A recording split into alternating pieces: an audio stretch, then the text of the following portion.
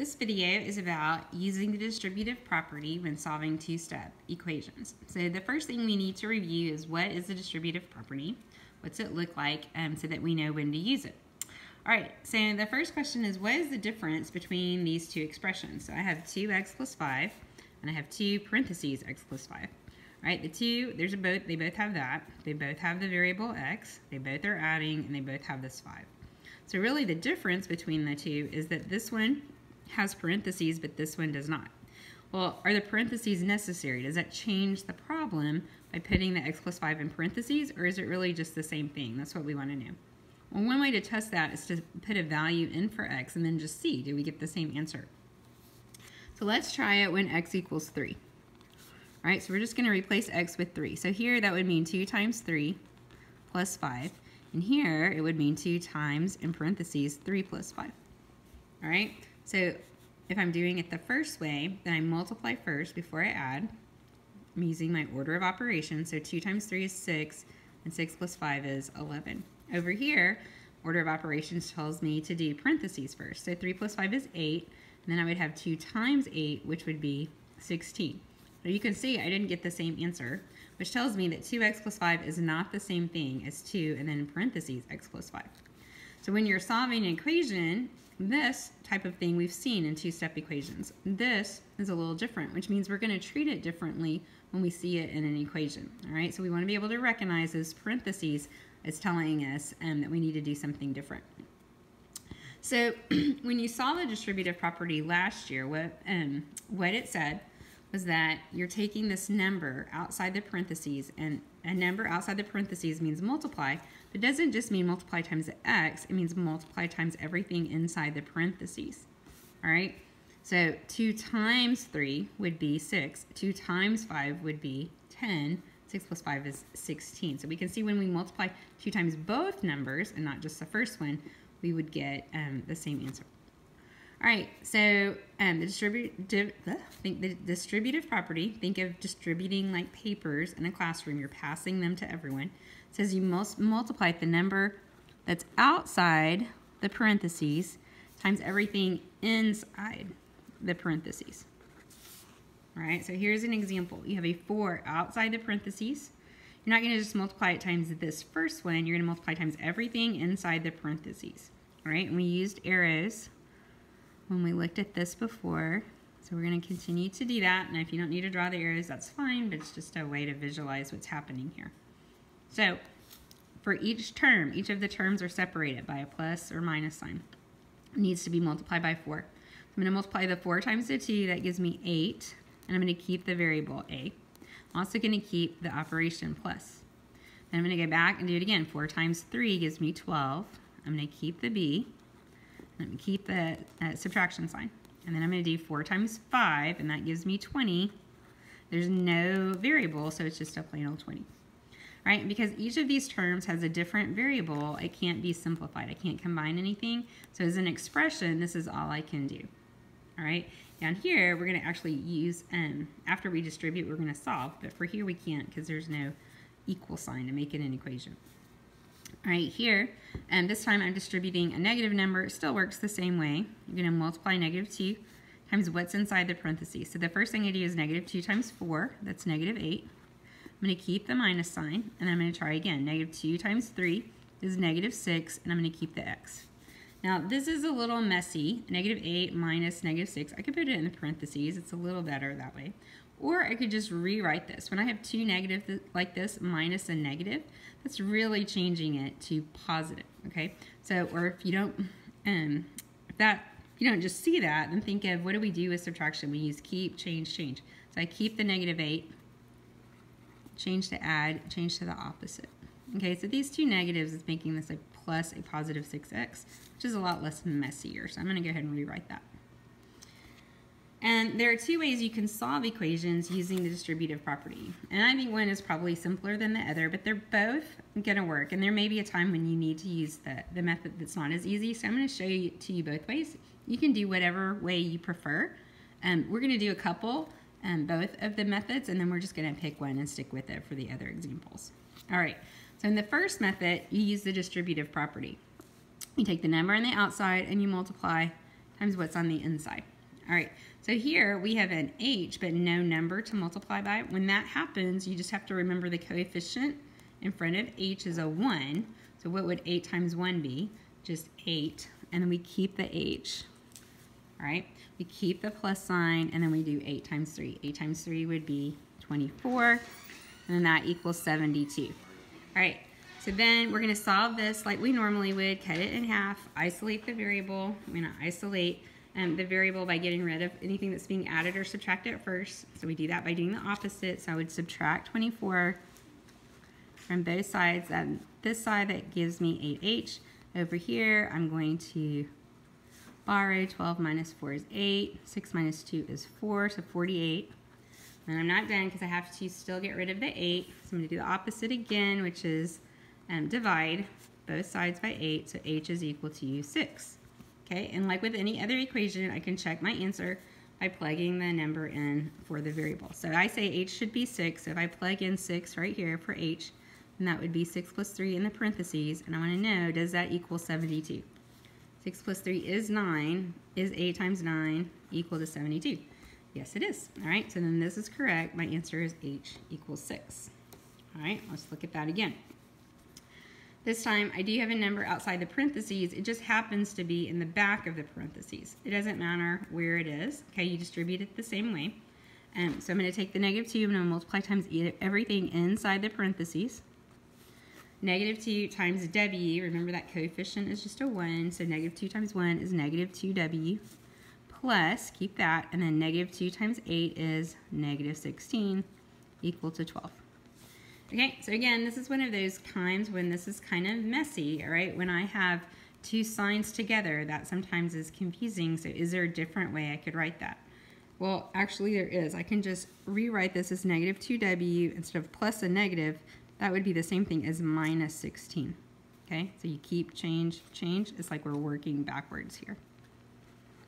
All right, and then solve it like you would any other two-step equation. Cut it in half, isolate your variable. We're going to do the opposite of subtraction first, which would be addition. Okay, that goes away. I have negative 2w over here. I get 28. If I finish it, I'm going to divide by negative 2. And w is going to be a positive divided by a negative is negative 14. If I want to check this answer, I plug it back in. So negative 14 plus 8 times negative 2. Negative 14 times 8 is negative 6 times negative 2. If I multiply those together, I get a positive 12, which is what I want it equal to. So w is equal to negative 14. Okay. So that's the first way you can use the distributive property. Just distribute like you were taught last year when using the distributive property. All right, there's also a second method, which it tends to be a little shorter. Okay, and in this case, what you want to do is you're kind of working backwards like you've done before. And so instead of multiplying, you're doing the opposite, which is dividing. So you have to divide, though, before you distribute. All right, so this means 8 times what's inside the parentheses. And normally we tell you, well, you get rid of what's being added or subtracted first. Okay, but this is like being protected inside the parentheses. Okay, so we can't get to what's inside the parentheses until we get rid of this 8. All right, so we're doing the opposite like we normally would. We're still going to cut it in half. We're going to get rid of the 8 first and then worry about the h plus 3. Okay, this only works for the distributive property. If this were just 8h plus 3, no parentheses, then you'd have to start with the 3. All right, so the opposite of multiplying by 8 is dividing by 8. So on this side, the 8 goes away, and I have h plus 3. Over here, 72 divided by 8 is 9. Continue to solve. I'm going to do the subtracting the 3 now, and h is equal to 6, which is the same thing I got over here, right? So what do you think? Is that simpler? Maybe a little bit. Okay, over here, I can see that I need to distribute the negative 2, but if I want to divide before distributing, I can also do that. So I'm going to divide by negative 2. Okay, that gets rid of this. This inside the parentheses is protected, right? So it doesn't change. It stays w plus 8, and 12 divided by negative 2 is negative 6. All right, if I finish solving the opposite of adding 8, subtracting 8, this gives me w over here, negative 6 minus 8, or negative 6 plus negative 8 is negative 14, which is the same thing I got on this side. And you can see it's a little less work than the first way. So I'm going to continue to use this method. If you like it this way, go for it. All right, so in the next problem, number 3, now I have a number outside the parentheses that is a fraction, okay? And that's okay. I'm still going to treat it the same way. I'm just going to have to remember some of my rules for fractions. All right, so if I use this method over here, then to get rid of the number outside the parentheses, I do the opposite. So the opposite of multiplying would be dividing by 8/11ths. All right, so if on this side I divide by 8/11ths, I'm going to make the 64 over 1, and then how do I divide fractions? Oops, over here I have just the n minus 10. Let's protect it inside my parentheses. Over here I'm going to keep, change, flip. All right, and then because I don't really want to multiply 64 times 11, that's going to be a big number, I'm going to cross reduce, which I can do when I'm multiplying. So 64 and 8 are both divisible by 8. That leaves me 8 here. 64 divided by 8 is 8. 8 divided by 8 is 1. So now when I multiply, I get 8 times 11, which is 88, over 1, which is just 88. So if I finish solving this, I have n minus 10 equal to 88. Cut it in half. The opposite of subtracting 10 is adding 10. So n is equal to 98. Okay, and like any equation, I can check it by plugging my answer back in. So I have 8/11ths times 98 minus 10. Okay, that would be 98 minus 10 is 88. I would have 8/11ths times 88, and I'm going to go ahead and make that over 1. If I cross reduce again, 11 and 88 are both divisible by 11. That gives me 1 here and 8 here. So I have 8 times 8, which is 64. 1 times 1 is 1, and this is equal to 64, which is what this is equal to, so my answer is good. The answer is 98. All right. Here's another case where the number outside the parentheses is a decimal this time rather than a fraction or a whole number.